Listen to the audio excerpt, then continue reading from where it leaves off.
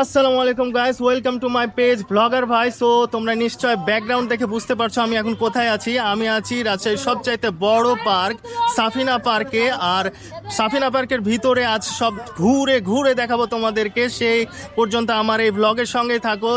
চলো সবারই আগে আমরা টিকিট কেটে নেই।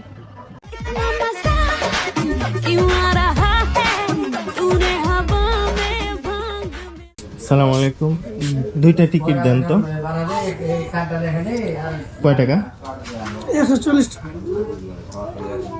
আমাদের সাথে একটা ছোট বাচ্চা আছে, বয়স 3 বছর। লাগবে না। লাগবে? জি না, 4 বছর লাগবে।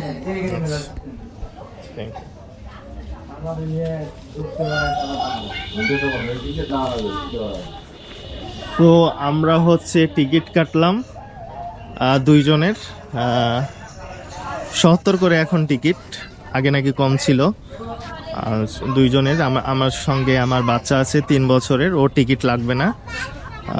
4 বছরের ওপর থেকে টিকিট লাগবে। সাফিনা পার্কে টিকিট কাউন্টারে টিকিট কেটে নেওয়ার পর আমরা ফাইনালি এখানে এন্ট্রি নিব। তার আগে বলে রাখি, আপনারা যারা দূর থেকে আসবেন এখানে কিন্তু খাওয়ার ব্যবস্থাও আছে এবং পার্কিং এর ব্যবস্থা আছে। যারা বাইক নিয়ে আসবেন এই সাইডে অপোজিটে আপনারা 20 টাকা মূল্যে মোটরসাইকেল রাখতে পারবেন।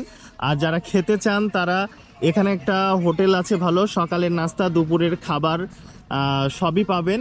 এবং আপনারা যদি কেউ চান ভিতরে ঢুকে গেছেন, ভিতরে ঢুকে যাওয়ার পর আবার খাবারের প্রয়োজন, বাইরে আসার প্রয়োজন নেই। এখান থেকে ওরা একটা হটলাইন নাম্বার দিয়ে দিবে, আপনারা এখানে ফোন করলে আপনাদেরকে ভিতরে খাবার পৌঁছে দিবে।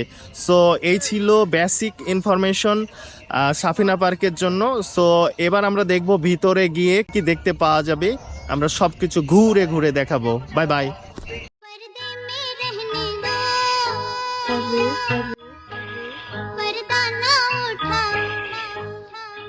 তো আজকের দিনটা অনেক ক্লাউডি আর সুন্দর আবহাওয়া, যদিও রোদ আছে, গরম। তো আজকে ঈদের অষ্টম দিনে আমরা আসছি সাফিনা পার্ক ঘুরতে।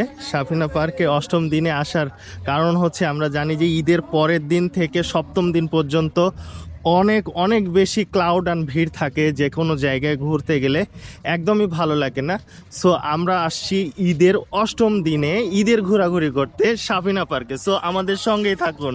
ওয়াও ওয়াও, ভিতরে ঢুকতেই অনেক সুন্দর ক্লাউডি, একদম আকাশটা কি সুন্দর ক্লাউডি আর চারদিকের পরিবেশটা সত্যি অসাধারণ। এখানে শুরুতেই ফুল, এগুলো সবই কিন্তু অর্গানিক ফুল।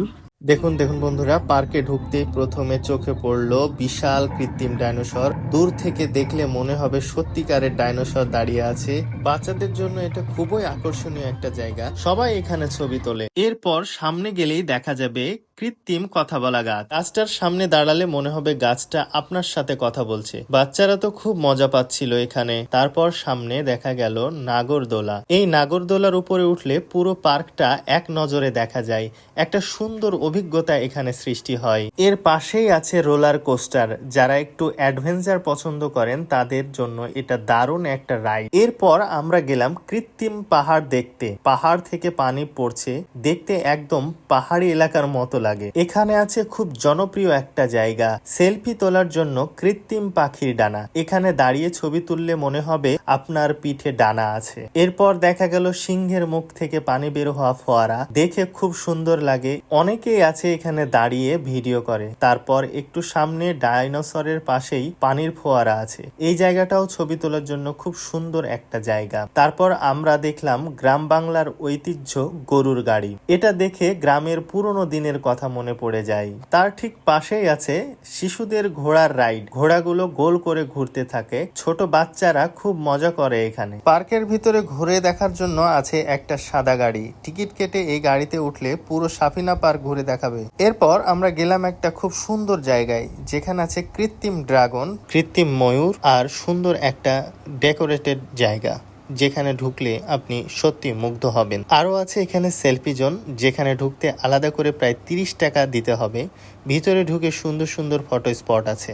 সবশেষে পার্ক থেকে বের হওয়ার সময় বাচ্চাদের খেলনা কেনাকাটার দোকান আছে। এখান থেকে অনেকেই বাচ্চাদের জন্য খেলনা কিনে নিয়ে যায়। এক কথায় সাফিনা পার্ক একদম ফুল প্যাকেজ। সাফিনা পার্ক থেকে যাওয়ার সময় আমরা কি কি কিনলাম সেই জিনিসটা তোমাদেরকে দেখিয়ে দিই। হামজা কিনেছে এটা, এই খেলনাটা, তাই না বাবা? এটা তোমার পছন্দ। আর আরো একটা কিনেছে, এই যে বড় একটা বাইক কিনেছে। আর ওর মাকে একটা পার্টস কিনে দিয়েছি, যদিও এখানে ভালো পার্টস পাওয়া যায় না, তবুও একটা স্মৃতি হিসাবে কিনলাম। সো কেমন লাগলো আমাদের এই ভ্লগটা অবশ্যই কমেন্ট করে জানাবা। আর নেক্সট ভিডিও কোথায় দেখতে চাও অবশ্যই জানাবা।